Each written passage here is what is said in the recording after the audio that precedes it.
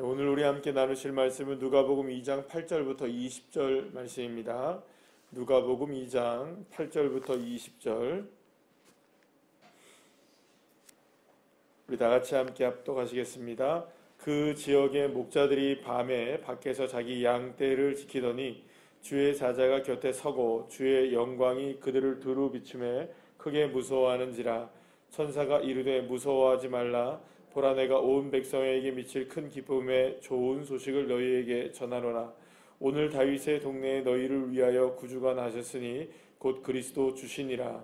너희가 가서 강보에 쌓여 구유에 누워 있는 아기를 보리니 이것이 너희에게 표적이니라 하더니 호련히 수많은 천군이 그 천사와 함께 하나님을 찬송하여 이르되 지극히 높은 곳에서는 하나님께 영광이요 땅에서는 하나님이 기뻐하신 사람들 중에 평화로다 하니라. 천사들이 떠나 하늘로 올라가니 목자가 서로 말하되 이제 베들레헴으로 가서 주께서 우리에게 알리신 바 이 이루어진 일을 보자 하고 빨리 가서 마리아와 요셉과 구유에 누인 아기를 찾아서 보고 천사가 자기들에게 이 아기에 대하여 말한 것을 전하니 듣는 자가 다 목자들이 그에게 말한 것들을 놀랍게 여기되 마리아는 이 모든 말을 마음에 새기어 생각하니라.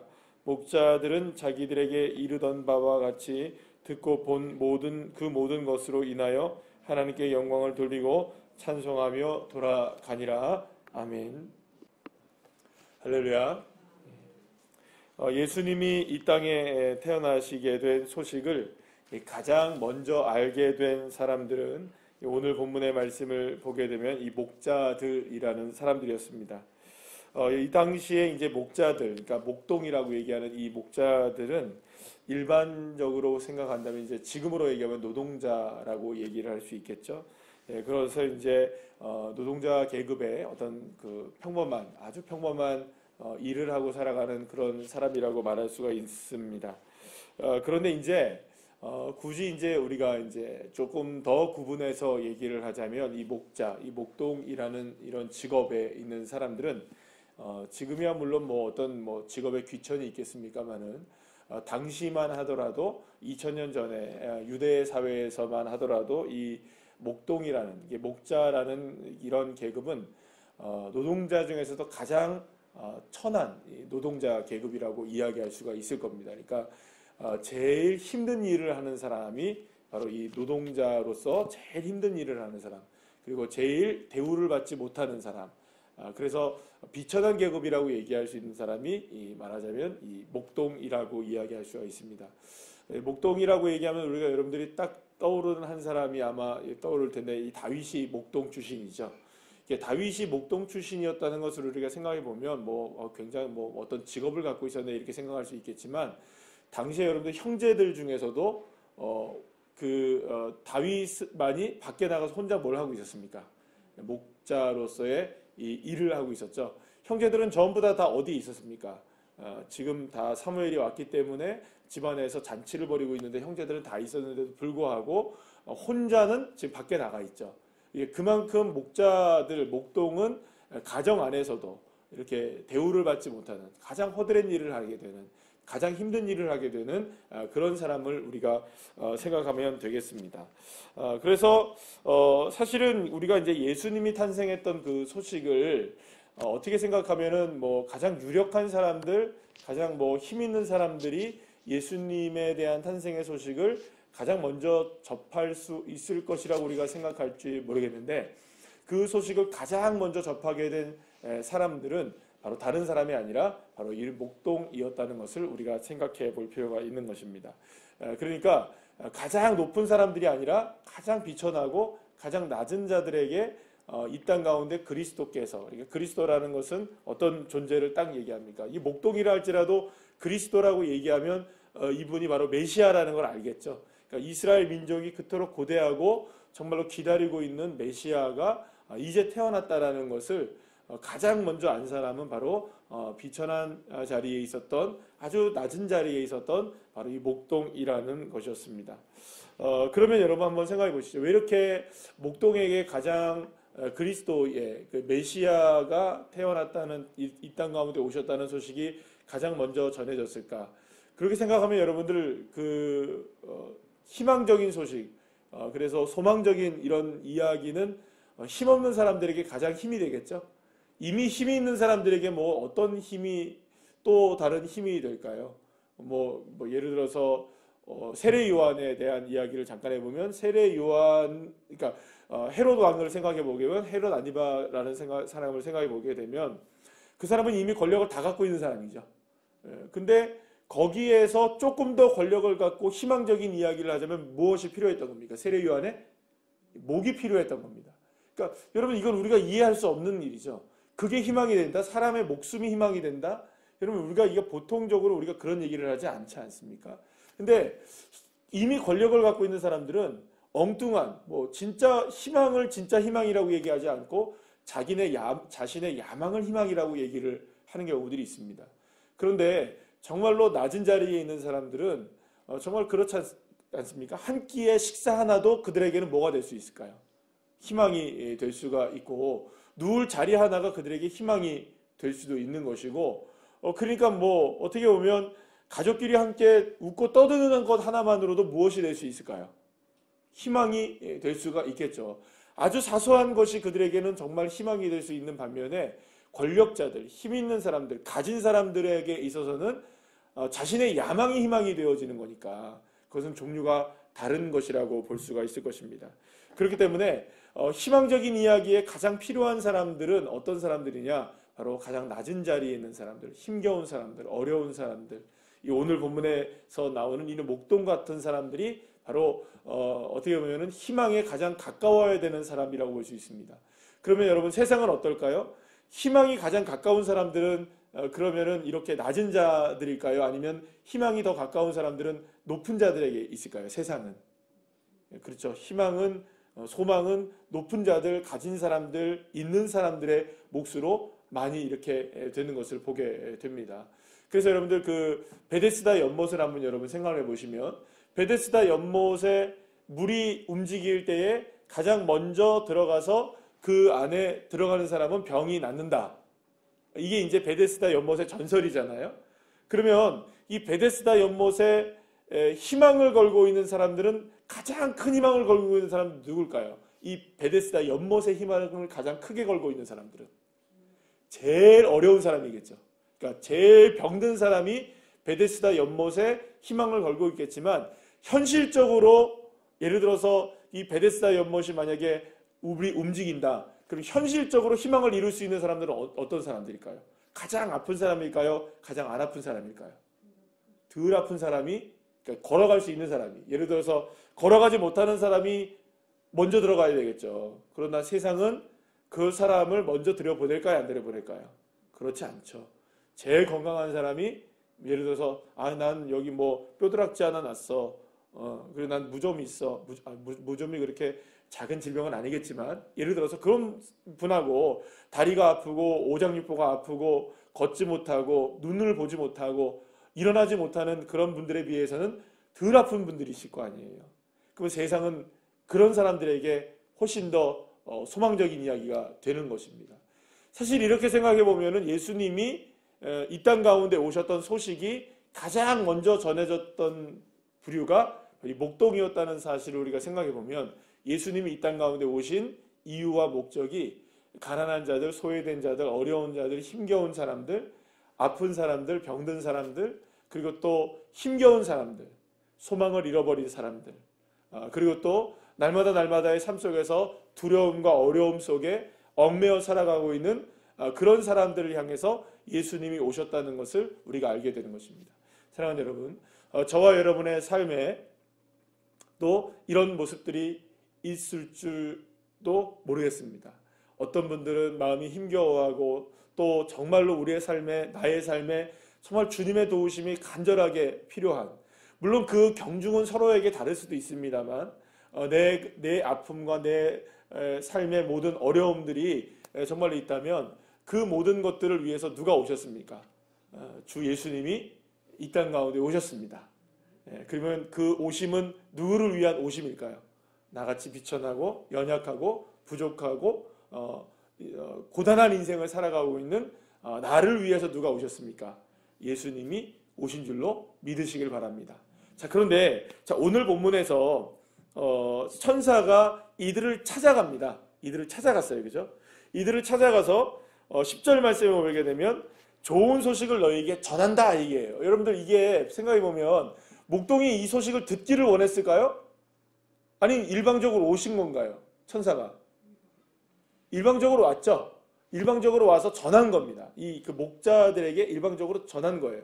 이게 목동이 아마 그랬겠죠. 큰 별을 봤겠죠. 그죠? 어디엔가 큰 별이 지나가는 걸 봤겠죠. 근데 와 이게 뭐지라고 생각해서 굉장히 그 한밤중에 이 목자들이 이걸 보게 된 거겠죠. 그래서 이제 궁금했던 거겠죠. 그러니까 그 목자들에게 다가가서 이제 뭐 소식을 전했던 겁니다. 소식을 전했어요. 그러면 이 그 목동들은 그 예수님이 태어난다는 이 메시아가 태어난다는 소식을 들었단 말이에요. 그런데 들었는데 그 중에 여러분들 15절 말씀에 보면 이렇게 얘기합니다. 천사들이 떠나 하늘로 올라가니 목자가 서로 말하되 이제 베들레헴으로 가서 주께서 우리에게 알리신 바 이루어지는 일을 뭐 어떻게 해요? 일을 보자 이렇게 얘기합니다. 보자. 그러면 여러분 알려주신 거는 천사들이 알려줬지만 보러 가야 하는 건 누가 보러 가야 할까요? 목동들은 가야 하는 겁니다. 그러니까 베들레헴까지 가는 수고는 누가 해야 될까요? 목동이 해야 합니다. 그러니까 알려주는 것은 하나님이 우리에게 알려주실 수 있지만 이 목자들에게 알려줄 수 있지만 그렇다고 하나님이 그들을 베들레헴으로 데려다 주시는 건 아닙니다. 누가 가야 합니까? 목자가 친히 자신의 수고로움을 다해서 뭘 내려놓고 가야 합니까? 지금 아주 중요한 게 있습니다. 자기가 지금 치고 있는 양들을 다 내려놓고 가야 합니다. 쉬운 일일까요? 어려운 일일까요? 이거는 그냥 어려운 일 정도가 아닙니다. 아무리 메시아가 나를 위해 이 땅 가운데 비천한 자를 위해서 오셨다. 큰 기쁨의 좋은 소식이 왔다. 그러면서 우리에게 이 구원의 기쁨에 구주가 나셨으니 11절에 구주가 나셨다. 구주가 나셨다. 이렇게 얘기를 해도요. 구주가 나신 것과 여러분들 내가 지금 목자로서 살아가는 것과 이게 무슨 상관인데 그러면 듣는 건 들어도 구주가 왔다고 얘기를 해도 여러분 나와는 상관없는 이야기가 되는 사람은 갈까요? 안 갈까요? 안 갑니다. 뭐하러 갑니까 여러분들 베들레헴까지? 내 지금 코가 석자인데 내가 지금 이거 해야 되는데 내가 지금 치고 있는 양 치는 게 더 지금 중요하지 무슨 뭐 예수님이 뭐가 더 중요해요 여러분들. 그렇죠? 그런데 예수님이 중요하다고 생각하는 사람들은 구주가 나셨다는 게 나를 위한 구주라는 것을 정말로 믿게 되고 깨닫게 되고 고백하는 사람들은 일어나서 어디를 갑니까? 다 내려주고 베들레헴을 향해 나가는 겁니다. 그리고 거기서 그분을 만나는 것이죠. 사랑하는 여러분, 목자에게는 다가오십니다. 주님이. 낮은 자에게 다가오십니다. 연약한 자에게 다가오십니다. 힘겨운 사람들에게 우리에게 다가오십니다. 나 같은 인간도 주님께서 찾아오시는 겁니다. 나 같은 존재에게도 주님은 다가오십니다. 그래서 우리에게는 소망이 있는 것이죠. 그러나 그 소망을 정말로 소망으로 만들어내려면 누구에게 나가야 할까요? 예수님께 나가야 됩니다. 그냥 나갑니까? 내려놓고 나가야 됩니다. 손을 놔야 됩니다. 목자로서의 그 목동을 돌보는 것, 그거를 누구에게 내려놔야 될까요? 다 지금 내려놔야 되는 거죠. 이 양들 어떡하지? 양들 이거 뭘 먹지? 내가 베들레헴으로 가서 이 사람을 내 예수 그리스도를 보는 일을 위해서 이거 다 내려놓고 가야 되는데 그러면 여러분들 이럴 수 있겠죠. 목자가 서로 말하되 가자 해서 갔단 말이에요. 그럼 만약에 성경은 지금 그런 얘기를 안 해주고 있습니다만 예를 들어서 목자들에게 그 선사들이 나타났을 때 예를 들어서 10명이 이 이야기를 들었다 치면 10명이 다 갔을까요? 10명이 안 갔을 수도 있을까요? 성경은 이야기하지 않고 있습니다. 성경은 몇 명이 들었는지 몇 명이 갔는지 동방박사 3명하고는 다릅니다. 이 사람들은 착각하시면 안 됩니다. 동방박사 3명 이거 얘기하는 거 아닙니다. 동방박사는 동방박사고요. 목자들은 목자들입니다. 목자들이 몇 명이었는지 알지를 못해요. 뭐 3명이었는지 10명이었는지 뭐 20명인지 우리가 알지를 못해요. 1명이었는지. 그런데 예를 들어서 만약 10명이 그 얘기를 들었다면 10명이 다 갔을 수도 있는 것이고요. 그 중에서 어떤 사람은 안 갔을 수도 있는 겁니다. 성경이 없는 얘기를 잠깐 하는 거예요. 그럼 여러분 만약에 생각해 보십시오. 다 갔다면 다행인데 들어도 못 가는 사람이 있다면, 들었는데도 여러분들 예수님을 못 만나는 거예요. 들었다고 다 만나는 거 아닙니다, 여러분. 안다고 다 깨닫는 것도 아니에요, 여러분들. 안다고. 그래서 저와 여러분에게 정말 중요한 건 뭐냐면 가야 합니다. 내려놓고 가야 합니다. 정말 주님의 능력과 은혜가 내 능력이 되고 내 역사가 되고 정말로 하나님의 살아계심이 그리스도의 능력이 나를 구원하시는 그 구원의 역사가 누군가를 위한 게 아니라 정말로 나를 위한 것이라고 한다면, 그것이 정말로 저와 여러분들에게 나타나기를 소망하고 정말 믿는다면 어떻게 해야 되느냐? 이를 보자 하고 떨쳐버리고 일어나셔서 정말 가야 합니다. 그러기 위해서 양 내려놔야 되고요. 다 버리고 가야 되고, 어디까지 가는 수고로움을 결코 여러분들 포기할 수 없냐면 베들레헴까지 가는 수고로움을 포기해서는 안 되는 것이죠. 그럼 누구를 만나는 겁니까? 주님을 만나는 겁니다. 주님을 만나는. 그래서 예수님이 이 땅에 가장 태어나셔서 가장 먼저 예수님을 영접했던, 만났던 사람들은 바로 이런 사람들이 만나는 겁니다. 그래서 오늘 본문에 14절 말씀에 보면 이 말씀을 하죠. 지극히 높은 곳에는 하나님께 영광이요 땅에서는 하나님이 기뻐하신 사람들 중에 평화로다. 주님이 기뻐하시는 사람들은 어떤 사람들일까요? 그러면 그 사람에게 평화입니다. 여러분들 누구에게나 주님이 우리에게 평화를 주시기를 원하시죠. 분명히. 그러나 하나님이 기뻐하시는 사람이 있어요. 어떤 사람에게 기뻐하실까요? 이와 같은 사람입니다. 목동과 같은 사람들, 목자와 같은 사람들. 그러면 내 삶을 한번 돌아보셔야 되겠죠. 나는 정말 이 목자와 같이 지금 주님을 만나고 있는가? 주님을 내가 사모하는 삶의 이 모습에 있어서 정말로 이 목자와 같은 모습으로 내가 주님을 찾고 있는가? 만나고 있는가?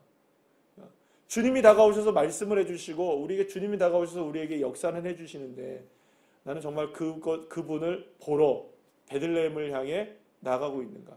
마치 여러분들 이 모습이 베들레헴으로 가고 있는 이 모습은 누구의 모습과 똑같습니까? 우리 구약 성경에 우리가 늘 보고 있는 베들레헴이라고 하면 딱 떠오르는 사람이 누구예요, 여러분들?